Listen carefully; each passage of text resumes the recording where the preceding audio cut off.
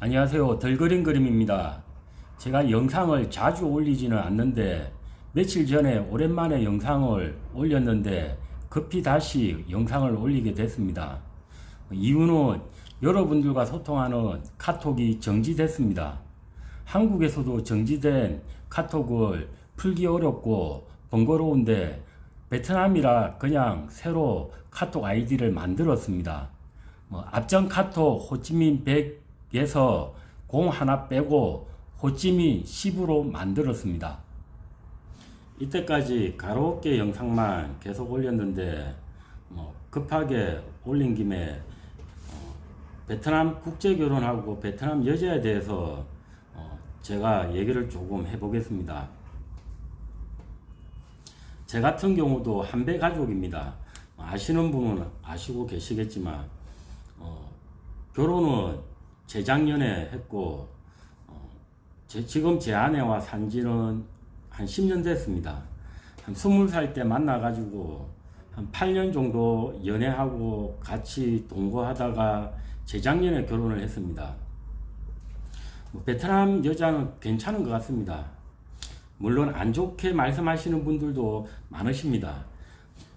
베트남 여자하고 국제결혼 해가지고 한국에서 여자가 도망가고 이혼하고 이런 사례들도 뉴스로 가끔 나오고 하니까는 부정적인 이미지가 있을 거라는 생각입니다. 근데 제 같은 경우는 일단은 한국에서 그렇게 국제결혼 대행사 통해서 결혼하시는 어쩔 수 없이 그렇게 하시겠지만 그 자체가 시작부터 문제가 있지 않나라는 생각이 듭니다. 한국에서 한국 여자 만나가지고 정상적으로 연애하고 그렇게 결혼을 해도 잘 살기가 쉽지 않을 겁니다. 그렇게 알고 있습니다. 그런데 대행사 통해 가지고 하루아침에 그렇게 결혼해 가지고 사니까는 잘 살기가 실제 쉽지 않다는 생각입니다. 베트남 여자가 문제가 아니고 다른 문제가 아니고 일단 시작 자체가 그게 정상적인 방법이 아니라는 생각입니다. 그러니까 제 같은 경우는 그런 일이 생기고 어찌 보면 당연하다는 생각입니다. 국제결혼을 하려면 어렵지만 진짜로 베트남 오셔가지고 한 1년이든 2년이든 거주하면서 지인을 통하든 자기가 여기서 꼬시든 어떻게 만나가지고 여기서 연애도 하고 그렇게 결혼을 해야지. 그렇게 해도 잘 살지 알 수 없는 건데 대행사 통해 가지고 그런 식으로 얼굴만 보고 결혼해 가지고는 실제 잘 살기가 상당히 힘든 거죠. 물론 이렇게 제가 말하는 게 제 말이 쉬울 수도 있고 또 베트남에서 1년이든 2년이든 살면서 제가 말씀드린 것처럼 베트남 여자 만나가지고 연애하고 결혼하기가 실질적으로 힘들 수도 있습니다. 시간도 없고 여유가 없으신 분들 그래서 그게 힘들다. 근데 저는 그렇게 생각합니다. 결혼이 당연히 인생의 중대사고 그러면 그 정도는 해야 된다는 생각이고 그것도 안 될 것 같으면 못하는 거 아니겠습니까? 제 말은 어쩔 수 없이 대행사 통해 가지고 결혼을 하셔야 되는 분들은 그렇게 하셔야겠지만 그만큼 더 리스크는 따라갈 수밖에 없습니다. 어찌됐든 현지에 와가지고 연애하고 최대한 정상적으로 결혼하시는 게 제일 좋습니다. 그리고 베트남 여자들을 만나다 보면 돈을 요구하고 그런 경우가 좀 흔합니다. 한국보다는 전체적으로 봤을 때 제 생각에도 그런 여자애들이 많은 것 같습니다. 대부분 오셔가지고 만나는 애들이 뭐 가라오케 애들이나 아니면 밤에 일하는 애들이나 그런 애들이 많아서 뭐 그런 것도 있고, 우리가 어쩔 수 없이 만나는 애들이 뭐 그런 애들 뭐 밖에 없기 때문에 좀 그런 애들이 많습니다. 그래서 일반 애들을 뭐 일반 베트남 여자를 만나고 싶다는 분들이 많으신데, 근데 제 생각에 그런 부분, 그러니까 돈을 요구하고 뭐 예를 들어 가지고 뭐 얄로 이런 거 뭐 보면은 뭐 메시지 보내 가지고 뭐 가족이 아프다, 얼마 지원을 해달라, 이런 경우가 대표적일 겁니다.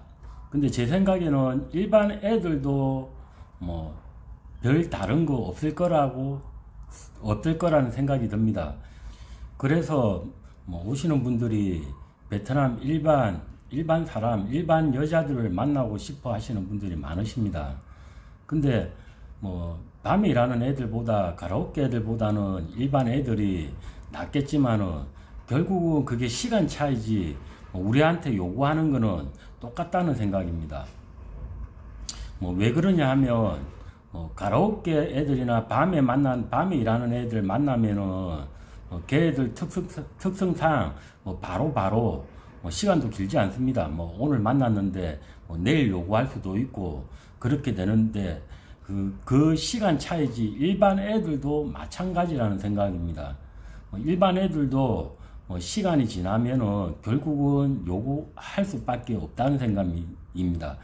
그 책임은 뭐 책임이라기보다는 뭐 그게 어쩔 수 없는 게 다 우리가 보여주고 있기 때문입니다.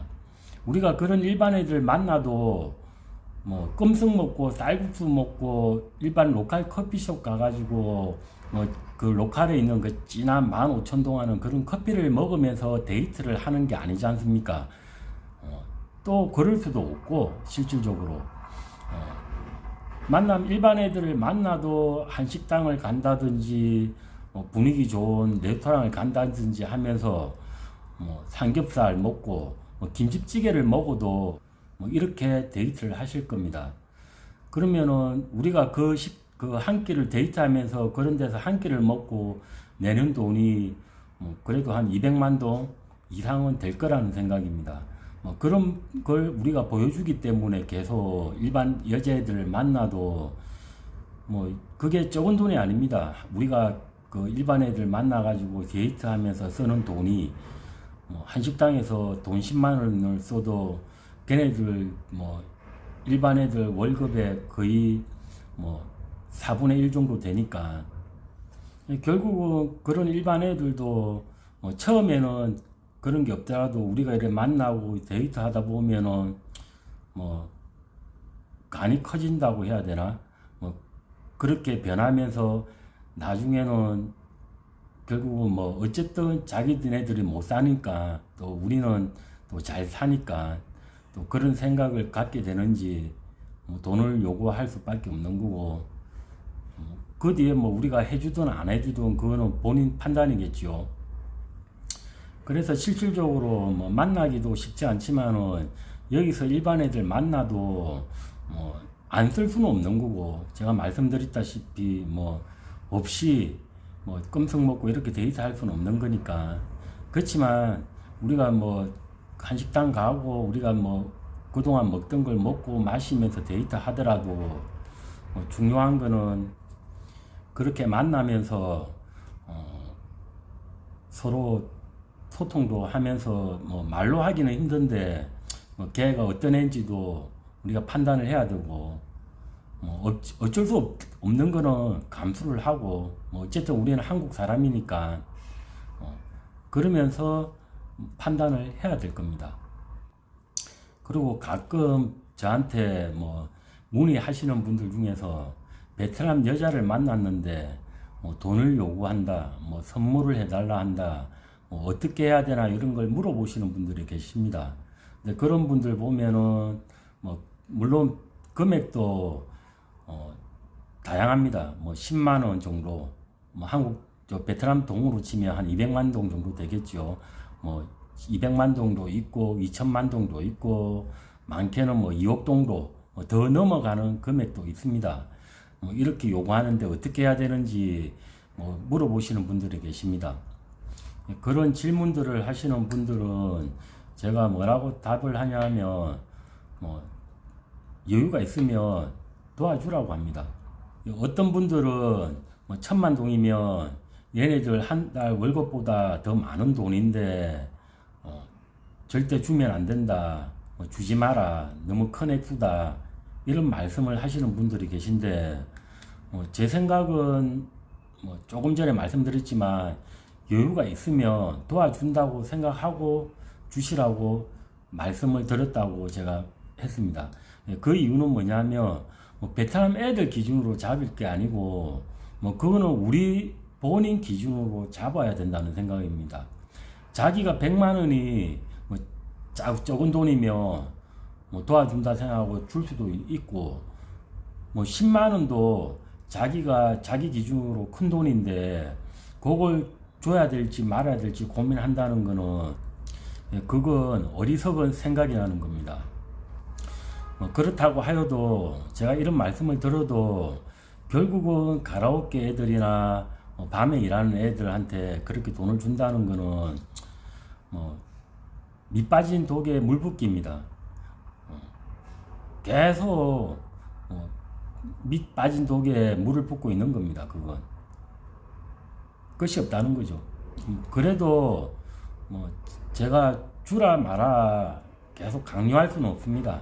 제가 말씀드렸지만은 다 이거는 각자 판단하셔야 되고 뭐 나중에 후회를 하든 뭐 어찌됐든 뭐 본인만 즐거우면 되고 본인만 만족하면 뭐 어쩔 수 없지 않겠습니까?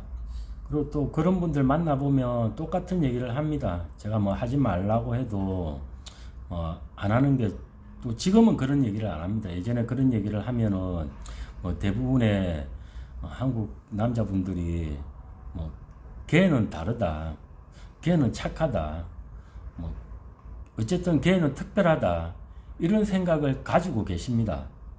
뭐 한마디로 뭐 눈꺼풀에 콩깍지가 앉은 거죠.